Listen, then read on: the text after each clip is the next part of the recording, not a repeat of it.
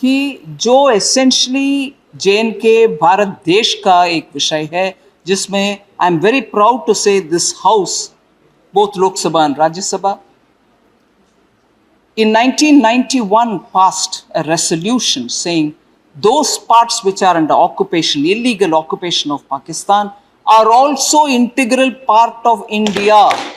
1991. It's essentially an India-related issue we are talking about.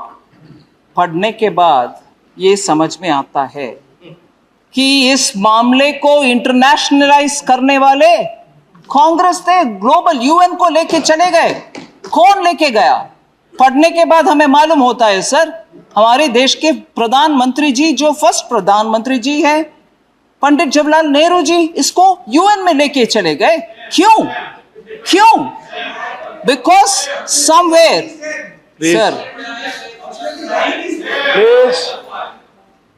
Sir data, budget, please seat पर बैठकर comment न करें please. पढ़ने के बाद जानकारी बोलने में क्या एतराज है? पढ़ने के लिए आप ही तो इनवाइट किया, पढ़ने के बाद हम बोल रहे हैं, इसको सुनने का क्षमता भी रखना चाहिए।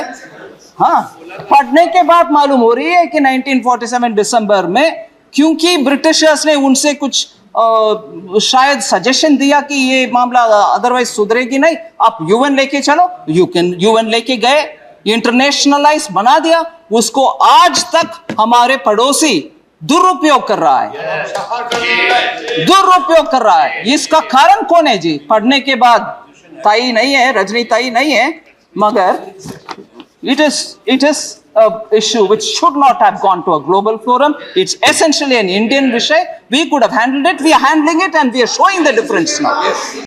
Other point which I have to underline again is about Article 370. About Article 370, पढ़ने के बाद First Prime Minister Jawaharlal Nehru, in a reply to the Parliament, November 27, 1963, what did he have to say, sir? Article 370, I'm quoting. Article 370 is part of a certain transitional provisional arrangement. It's not a permanent part of the Constitution. It is a part as long as it remains so. As a matter of fact, it has been eroded, if I may use the word, and many things have been done in the last few years which have made the relationship of Kashmir with the Union of India very close, unquote. इसको बार बार हिंदी में भी they used to say घीस घीस करके article 370 खत्म हो जाएगा। घीस घीस करके खत्म होने वाले कानून के ऊपर जब सच में उसको निकालने के लिए, जैसे माननीय first prime minister Jawaharlal Nehru ji ने एनविसेज किया, the way in which he had mention घीस घीस करके हो जाएगा, उसको सच में हो जाने के लिए, हटाने के लिए जब हम कदम उठाते हैं, no, what is this? How could you do it? You've removed the special status for a state. 70 years that transitional arrangement remained. And when you remove it, you should have gone by what Pandit Jawaharlal Nehru had said in 1963. Supported it. The transitional phase is over. And I therefore want to quote here, sir, our Honorable Home Minister Amit Shah ji, who on August 6, 2019 said it. I quote, Jawaharlal Nehru ji also said that Article 370, I'm quoting, Jawaharlal Nehru also said that Article 370 will be worn out in due process. But Article 370 has been maintained with such an effort that it has been 70 years, but it has not worn out at all. Now you tell me, everyone accepts that this is a temporary provision. Can the word temporary last for 70 years? When will it go? How will it go? How long does this temporary provision have to remain? Unquote. This is what our Home Minister Amit Shah ji said August 6, 2019 while talking about abrogation. And therefore, it is important to understand that although From Jansang's days, our manifestos have spoken about abrogation of 370, and we've kept up that promise. Every BJP manifesto has said it. We've kept up that promise. It's a promise given to the country, and therefore we had to do it. We've fulfilled it. Sir, also, repeatedly we've heard denial about nothing happened, no genocide, no mass migration of people, no running, no fleeing of people, no killing happened. And also various questions about who was the governor there. It was your rule. You were in alliance in Delhi. I just want to put the facts on records. The National Conference government, with the support of the Indian National Congress, was in power in J&K from November 1986 to January 18th, 1990. And Governor Jagmohan Ji reached J&K after the resignation of the then Chief Minister Farooq Abdullah Ji. Sorry to take the name here, but he was the Chief Minister then. 20th January 1990 is when the governor reaches Srinagar.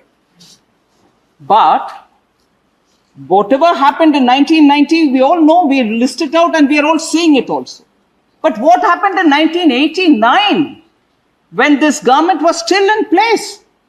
November 86 onwards till 18 January 1990. I'll take just the example of 1989 when that government of National Conference and Indian National Congress alliance government was still there. At least 7 major events and 1/8, which is even more important, all happened in 89. Srimati Prabhavati, wife of Sohanlal in Nagam Chadura, was brutally killed by terrorists, and the FIR is still lying there, 46/89 in Shahid Ganj, Srinagar police station. Sri Dinanath Raina, son of Tarachand, was killed, shot dead by terrorists in Habba Kadal, and that FIR 154/89, 1989 ka incident, still lies in Shahid Ganj police station. Number 2. Number 3, retired Judge Neelkant, who had sentenced Maqbool Butt. जैसे पूरे conversation Kashmir files के ऊपर चला, budget के ऊपर नहीं चला. I'm very happy to hear the honorable leader of opposition say, first answer on the subject, don't deviate from the subject. On both the points, sir, I have all this while answered point by point on the subject for those members who spoke on the subject. And for those who did not speak on the subject too, I will answer here. And therefore, I request the honorable leader of opposition to have the kind patience and give me that space as a member of this house so that I will be able to answer every one of the members who ask me questions which are somewhat on the budget and which are majority not on the budget. And for that, if you allow me, I will draw the comment of Honorable Member Jairam Ramesh. Thank you. Honorable Member Jairam Ramesh comment I would like to take so that I will stand here justified for answer that I'm giving now. If the records can be pulled out and shown, I'm paraphrasing, may not be the exact words. Didn't he start his intervention by saying, whilst majority of the discussion has happened on other things, sir, I want to come back to the budget and ask some 4 questions which are pertinent to the budget.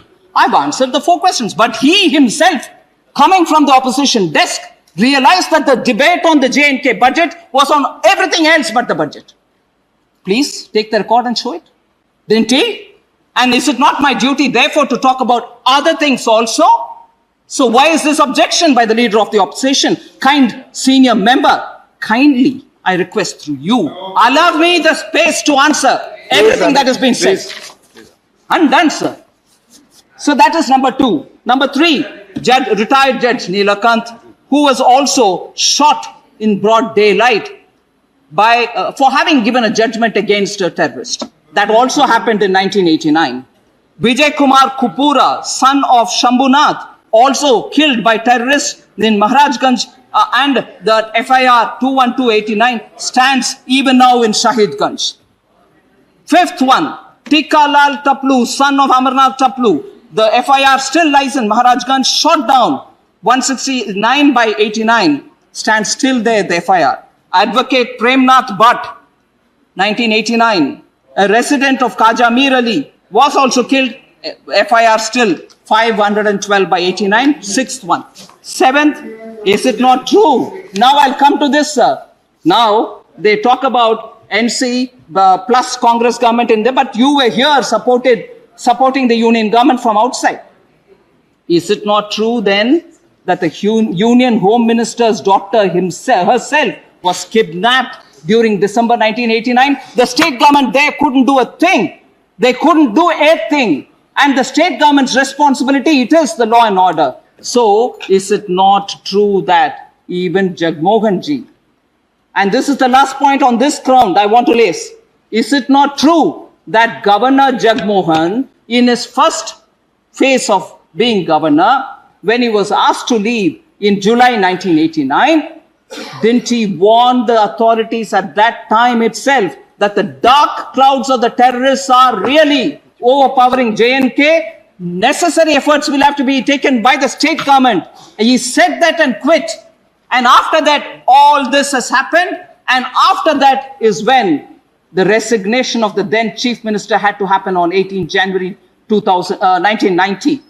And then came Jagmohan's second tenure as governor. But this happened when the state government was controlled by National Conference and Indian National Congress. So kindly, sir, do not, I wish the dates are not played around with.